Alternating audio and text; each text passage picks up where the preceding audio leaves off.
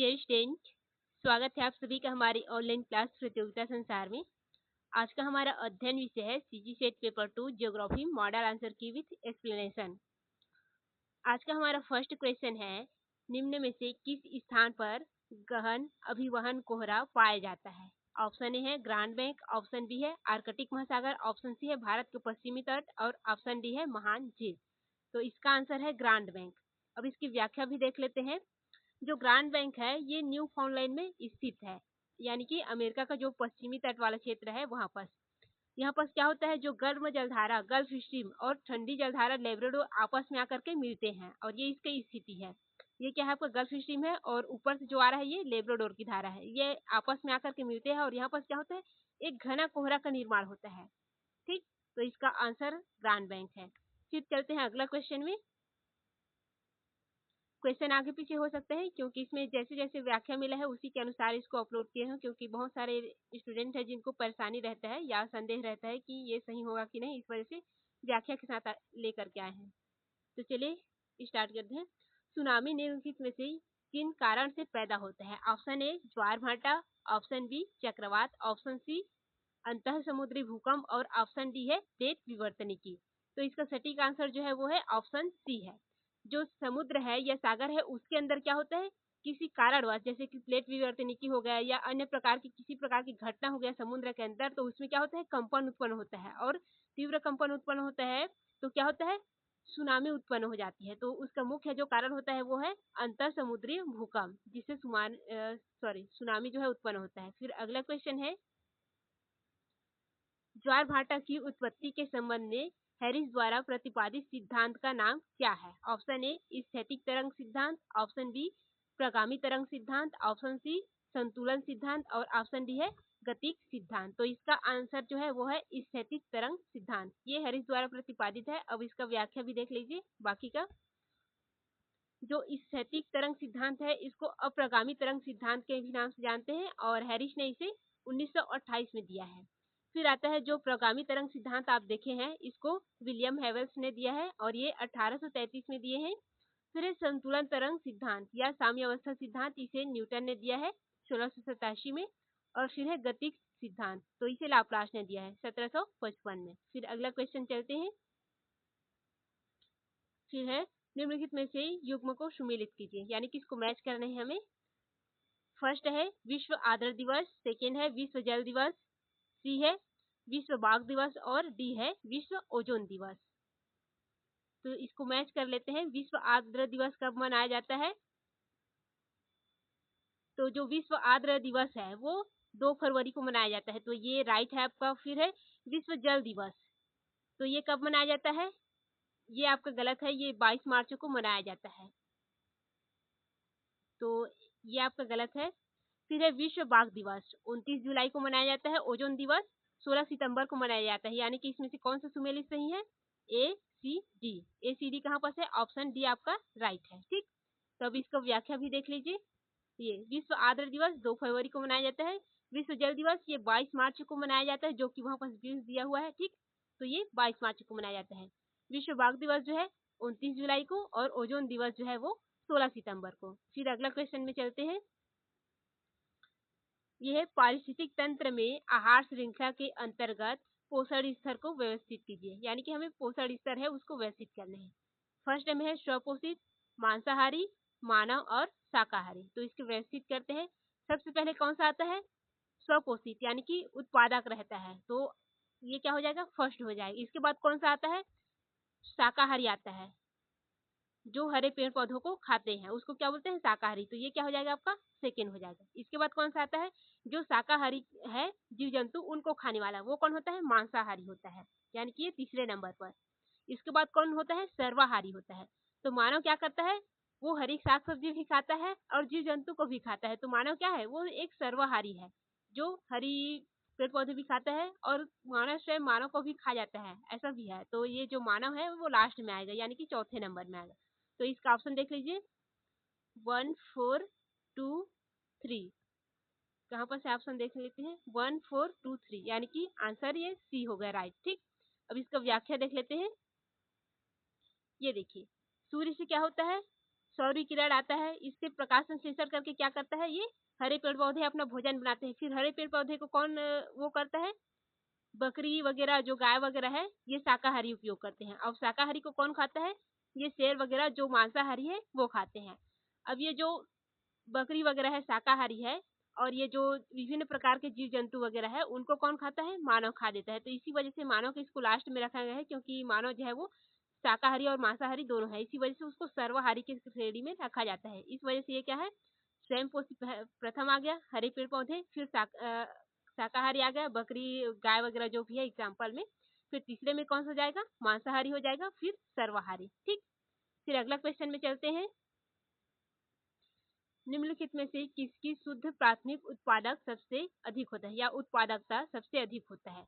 ए है शीतोष्ण one, B है उष्णकटिबंधीय सवाना वन, और सी है शीतोष्ण घास का मैदान, और डी है उष्णकटिबंधीय वर्षा वन। तो इसका आंसर जो है वो डी होगा, क्योंकि डी वाला कौन सा क्षेत्र है, जो उष्णकटिबंधीय क्षेत्र है वहां पर वर्षा सबसे अधिक होती है, इस वजह से वहां पर क्या होता है, सघन वन पाया जाता है। और जहाँ पर सघन वन यानी कि उत्पादकता अधिक होगी, क्योंकि हरे पेड़ पौधे क्या करते हैं, उत्पादन करते हैं, बाकी सब क्या है, उपभोक्ता है।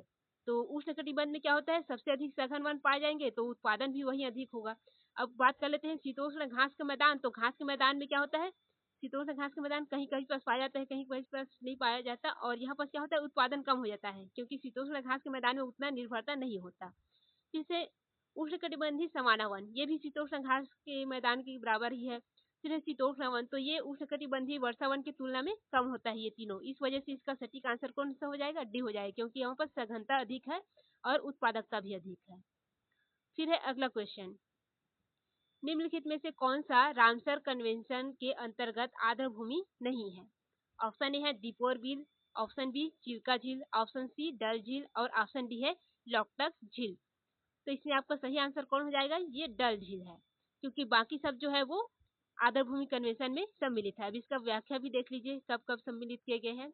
जो दीपोर बिल है ये असम में स्थित है, और इसे 2002 में अगस्त माह में जो आर्द्र कन्वेंशन क्षेत्र है उसमें सम्मिलित किया गया। फिर है चिल्का झील, ये चिल्का झील जो है वो उड़ीसा में स्थित है, और 1981 में अक्टूबर माह में इसको सम्मिलित किया गया। फिर लोकटक झील, ये मणिपुर में स्थित है, और इसे 1990 में मार्च माह में इसको इस क्षेत्र में सम्मिलित किया गया है। ठीक है, तो आपका आंसर देख लिया आप।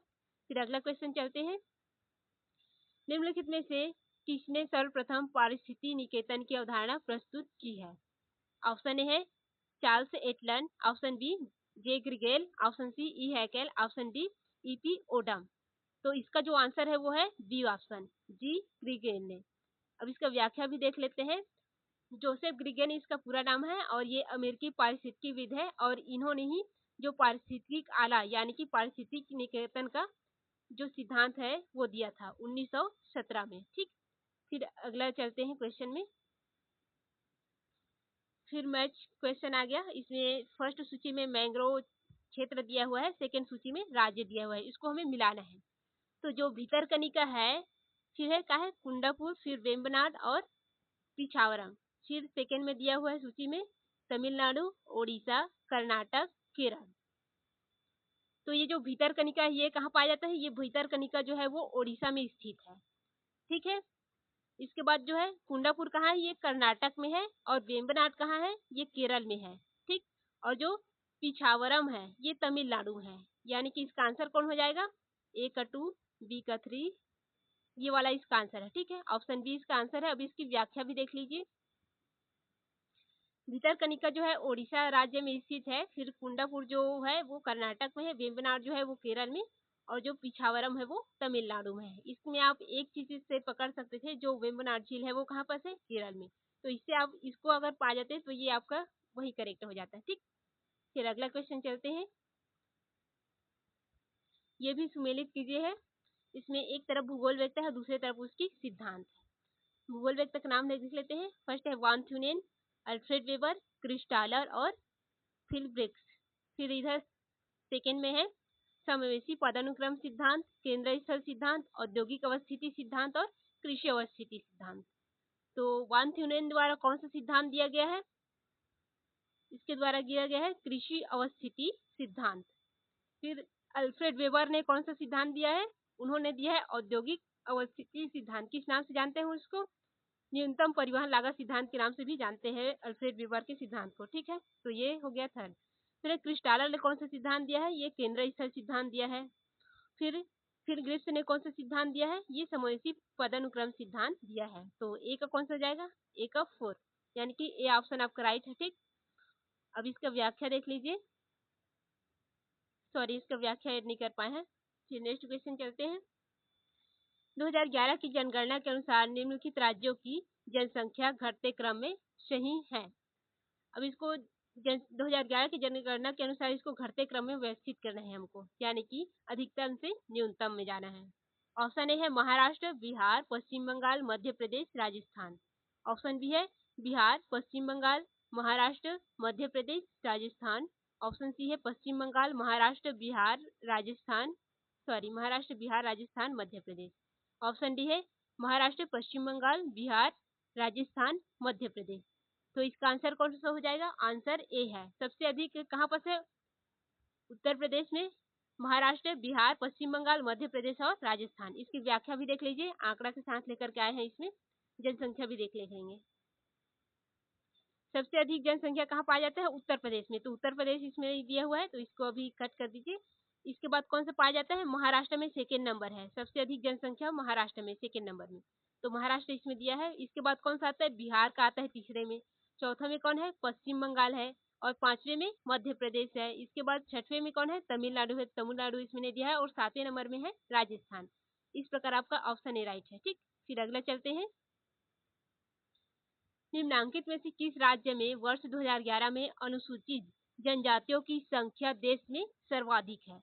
तो भारत में यदि 100% अनुसूचित जनजाति है, तो इसमें 100 अनुसूचित जनजाति की संख्या है, तो इसमें सबसे अधिक किस राज्य में पाया जाता है, ये पूछा है। ठीक है, ऑप्शन ए है Maharashtra, option B Madhya Pradesh, option C Mizoram और ऑप्शन डी है छत्तीसगढ़। तो इसका जो आंसर है वो है ऑप्शन बी। हमारे जो भारत है वहां पर मध्य प्रदेश में सबसे अधिक अनुसूचित जनजाति यानी कि जो एसटी जनजाति है वो पाया जाता है।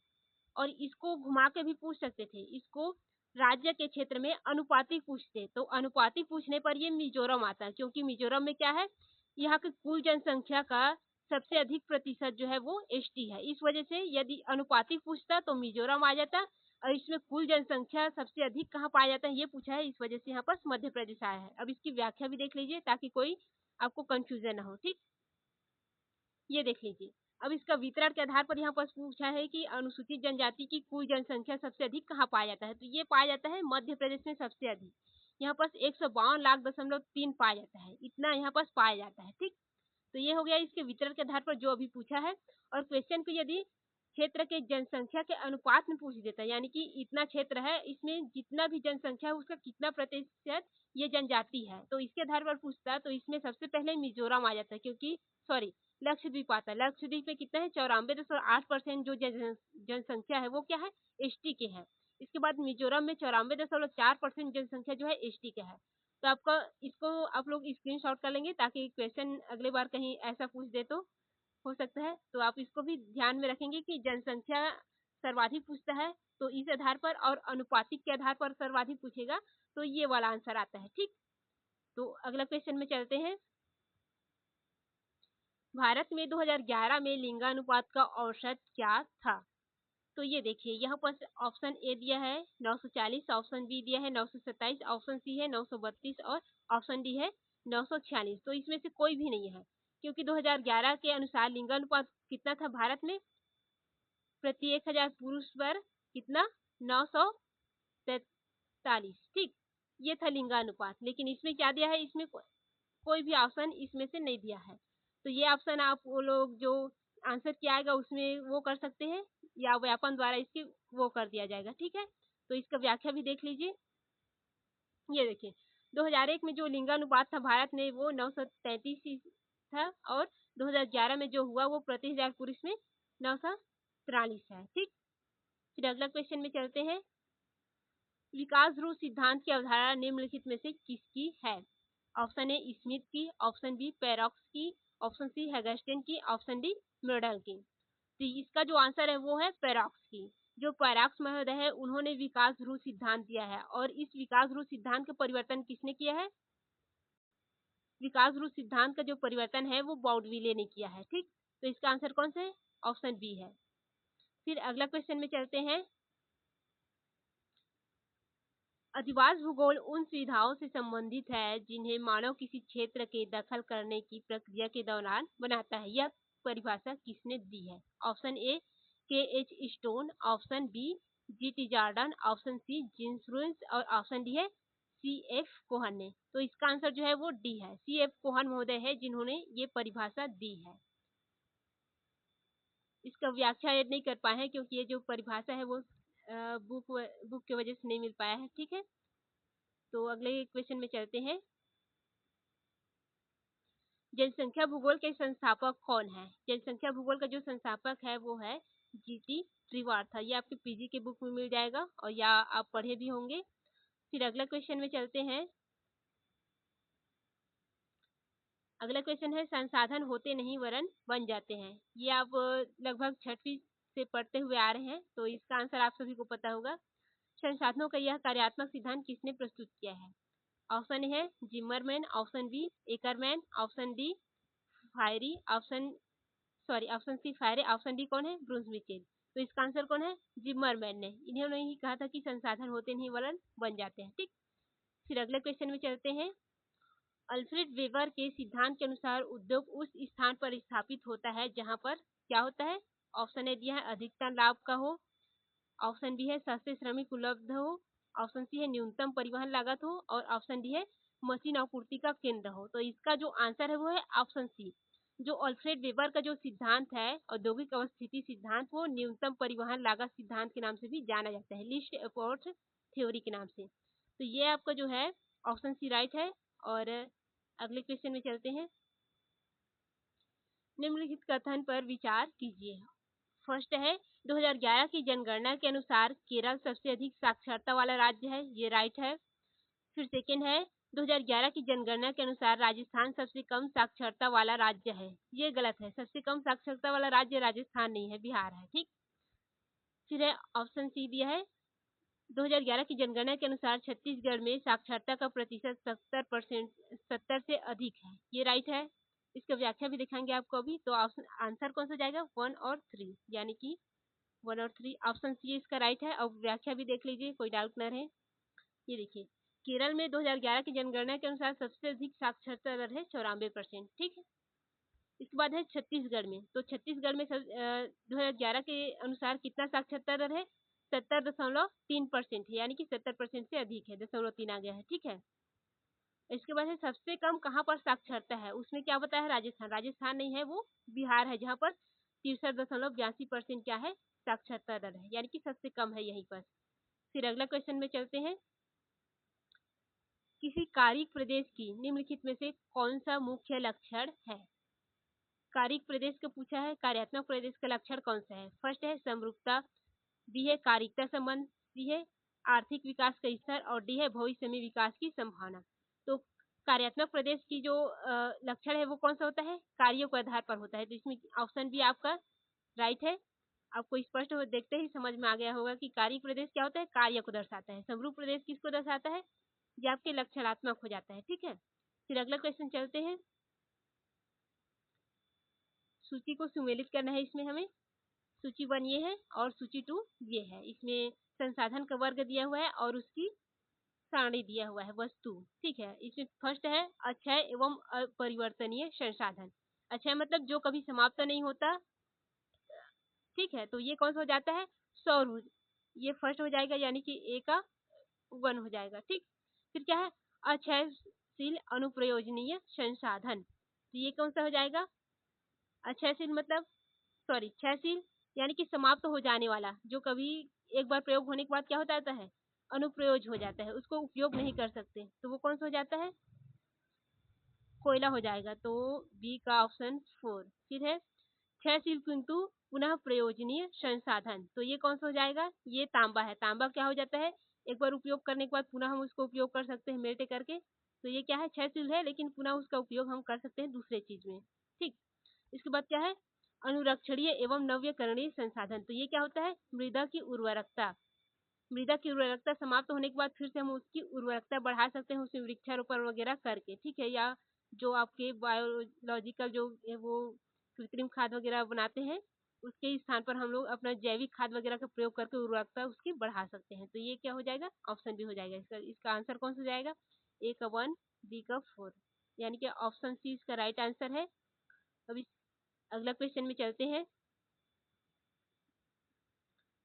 एडवर्ड उलमैन ने स्थानिक प्रतिक्रिया के लिए 3 नियम प्रस्तावित किए हैं। ये आपके परिवहन ज्योग्राफी का है। फर्स्ट है पूरकता, सेकेंड है परिवहनशीलता, थर्ड है अंतः श्वसन और 4 है सांस्कृतिक संबंध। तो इसमें इन्होंने जो 3 नियम प्रस्तावित किए हैं वो है पूरकता है, फिर परिवहनशीलता है और अंतः श्वसन है। इसमें वर्ड को चेंज कर दिए हैं, बाकी सब सेम है, ठीक है। और ये जो सांस्कृतिक संबंध है ये इसका कोई स्थान नहीं, ये तीनों इसके क्या है, मेन टॉपिक है। तो ये कौन सा हो जाएगा, 1 2 3 ऑप्शन आपके डी राइट है, ठीक। फिर अगले क्वेश्चन में चलते हैं। 1977 में मरुस्थलीकरण पर सम्मेलन निम्नलिखित में से किस शहर में आयोजित किया गया था। Option A New York, option B London, option C Nairobi, option D Paris में। तो जो 1970 में मरुस्थलीकरण का सम्मेलन किया गया था वो नैरोबी में किया गया था। अब इसका व्याख्या भी देख लेते हैं। 1977 में जो केन्या है उसके नैरोबी शहर में ये जो सम्मेलन है वो हुआ था, ठीक है। विभिन्न जो प्रतिनिधियां हैं अलग अलग देश के, उनके मध्य में हुआ था।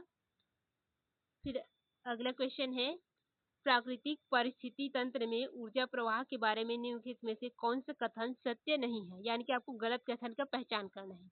ऑप्शन ए है ऊर्जा का प्रवाह चक्रीय है, ऑप्शन बी है ऊर्जा का प्रवाह एक दिशीय है, ऑप्शन सी है ऊर्जा की सापेक्षिक ह्रास बढ़ती पोषण स्तर के साथ बढ़ती है, ठीक।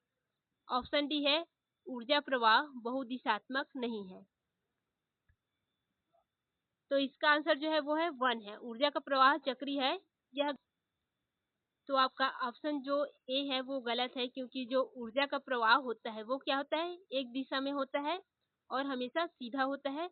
और ऊर्जा को जो ह्रास है वो क्या होता है, जैसे जैसे पोषण स्तर बढ़ता है वैसे वैसे घटता जाता है। ऊर्जा का जो पोषण स्तर वो कैसे नीचे में क्या रहेगा, आपका उत्पादक रहता है, यानी कि ये क्या हो जाएगा, घास हो गया।